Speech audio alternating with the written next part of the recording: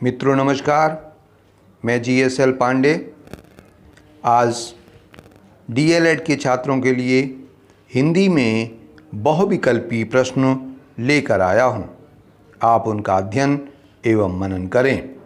प्रश्न 1 है, निम्नलिखित पंक्तियों में रस पहचानिए।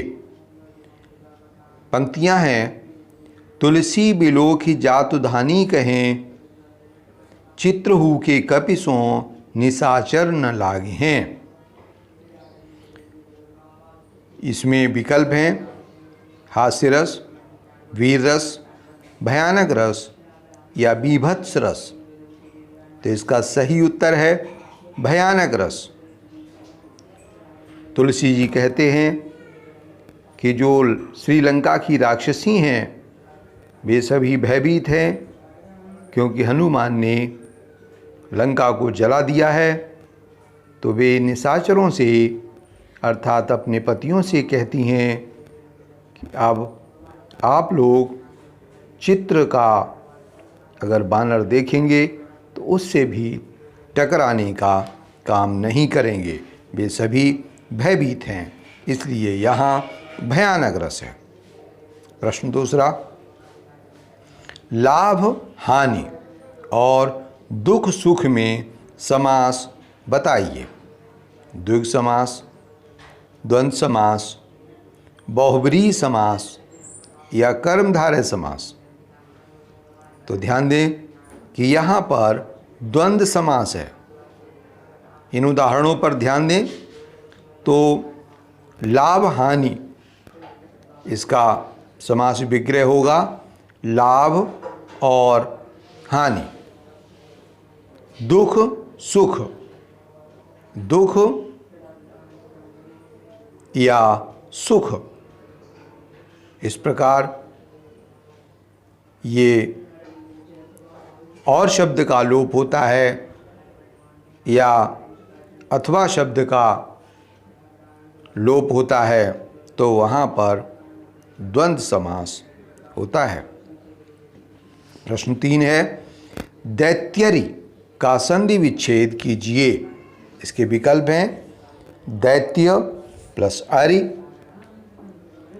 दूसरा विकल्प है दैति प्लस अरि, तीसरा विकल्प है दैती प्लस यरि और चौथा विकल्प है दै प्लस त्यरि।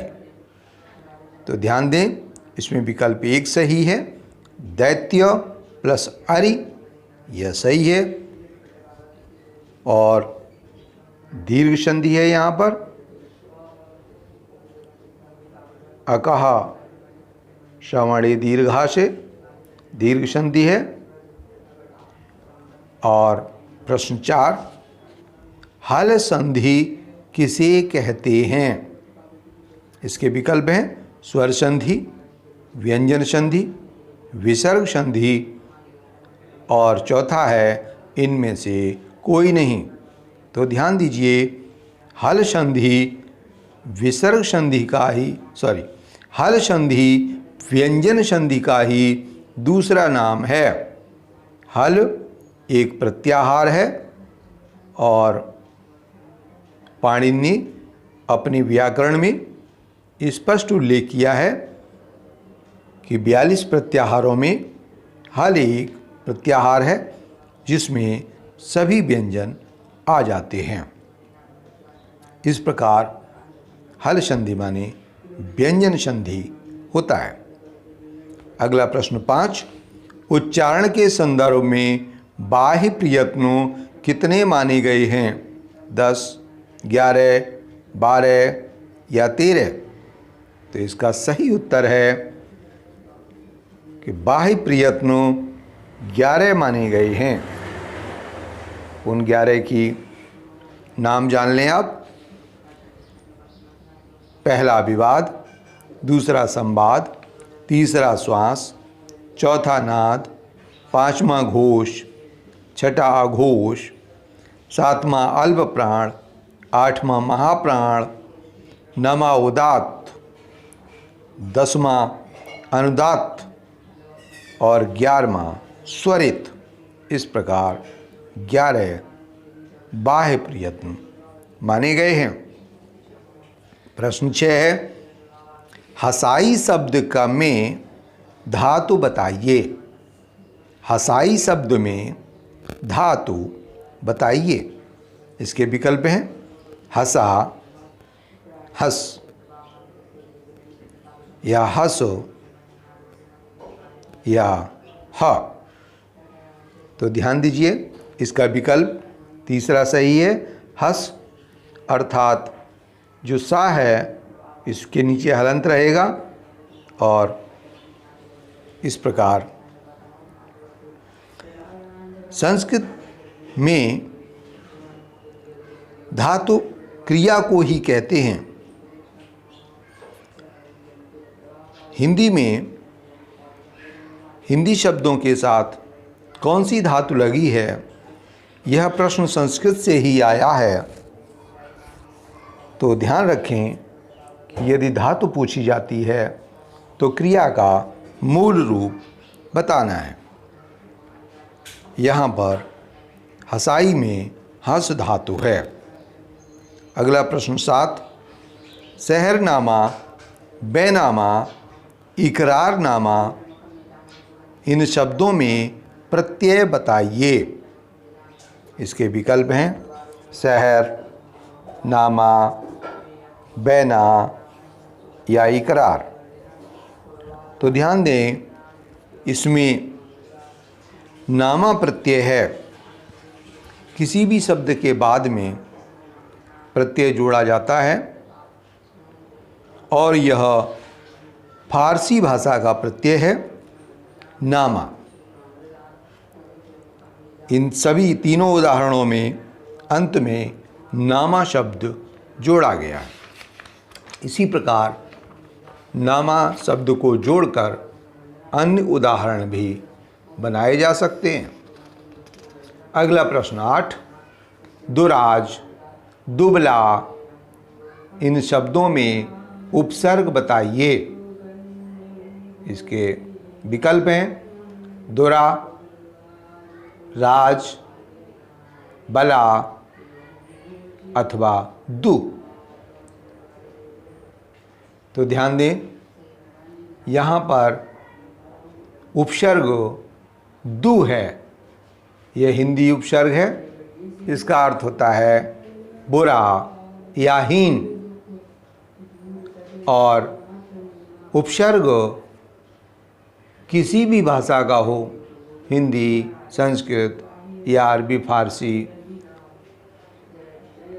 ये उपसर्ग शब्द से पूर्व, शब्द से पहले जोड़ा जाता है। आप भी ऐसे उपसर्गों को जोड़कर और नए शब्द बना सकते हैं। प्रश्न 9, आम, धीरज, भक्तो, आंसू, इन शब्दों में तत्सम शब्द ज्ञात कीजिए। तो ध्यान दें, यहाँ पर तत्सम शब्द भक्त है। तत्सम वे शब्द होते हैं जो संस्कृत भाषा से बिना परिवर्तन के हिंदी में ले लिए गए हैं। तो आम तद्भव है क्योंकि इसका तत्सम आम्र होता है। धीरज तद्भव है, इसका तत्सम धैर्य होता है। आंसू तद्भव है क्योंकि इसका तत्सम अश्रु होता है। इसलिए भक्तो तत्सम शब्द है। संस्कृत में भी इसका रूप भक्त ही होता है। प्रश्न 10, मैथिल कोकिल और कवि शेखर किस कवि के नाम थे? विकल्प हैं मैथिली शरण गुप्त, दिनकर, विद्यापति, चंद्रबरदाई। इसका सही उत्तर है मैथिल कोकिल और कवि शेखर विद्यापति थे। ये आदिकाल के कवि हैं और ये मैथिली भाषा के प्रसिद्ध कवि माने गए हैं। ये श्रृंगारिक कवि थे। अगला प्रश्न है, जायसी किस शाखा के कवि थे? विकल्प हैं प्रेम मार्गी शाखा, ज्ञान मार्गी शाखा, कृष्ण भक्ति शाखा या राम भक्ति शाखा? तो ध्यान दीजिए कि जायसी प्रेम मार्गी शाखा के भक्ति काल के कवि थे और पद्मावत इनकी बहुत प्रसिद्ध रचना है। प्रश्न 12, सरस्वती पत्रिका के प्रथम संपादक कौन थे? इसके विकल्प हैं महावीर प्रसाद द्विवेदी, हजारी प्रसाद द्विवेदी, श्याम सुंदर दास, नरोत्तम दास। तो ध्यान दीजिए कि सरस्वती पत्रिका के प्रथम संपादक श्याम सुंदर दास थे। यह सन 1900 से लेकर 1903 ईस्वी तक इसके संपादक रहे। और प्रश्न 13, प्रथम तार सप्तक कब प्रकाशित हुआ? इसके संपादक कौन थे? तो इसके विकल्प हैं 1943 अज्ञेय, 1951 अज्ञेय, 1943 निराला या 1951 दिनकर। तो इसका सही उत्तर है प्रथम तार सप्तक 1943 में प्रकाशित हुआ और इसके संपादक अज्ञेय थे। अगला प्रश्न है संज्ञा के कितने भेद होते हैं? विकल्प हैं 2, 3, 4, 5। तो इसका सही उत्तर है संज्ञा के 3 भेद होते हैं। व्यक्तिवाचक संज्ञा, नंबर 2 जातिवाचक संज्ञा, नंबर 3 गुणवाचक संज्ञा। ध्यान रखें कि 5 या 6 भेद अन्य भाषाओं में हो सकते हैं। हिंदी में केवल 3 भेद हैं और यह प्रश्न हिंदी की किताबों में भी भ्रमित करने वाले रूप में आ जाता है। आप विचलित न हों, हिंदी में संज्ञा के 3 ही भेद माने गए हैं। और अंतिम प्रश्न है प्रश्न 15, चारुचंद की चंचल किरणें खेल रही हैं जलथल में, इस पंक्ति के रचयिता का नाम बताइए। इसके विकल्प हैं दिनकर, निराला, मैथिली शरण गुप्त या महादेवी वर्मा। तो ध्यान दें कि चारुचंद की चंचल किरणें खेल रही हैं जलथल में, यह मैथिली शरण गुप्त की रचना है और प्रसिद्ध रचना पंचवटी से ये पंक्तियाँ ली गई हैं। ध्यान दें कि जब श्री राम लक्ष्मण सीता जी के साथ 14 वर्ष के लिए वनवास में गए थे तो वहाँ पर पंचवटी में वे ठहरे थे और वहाँ पंचवटी में शाम रात्रि में चंद्रमा की जो चंचल किरणें हैं, सुंदर किरणें हैं, वे सभी जगह अपनी सुंदरता को बिखेर रही हैं, ऐसा वर्णन मैथिली शरण गुप्त के द्वारा किया गया है।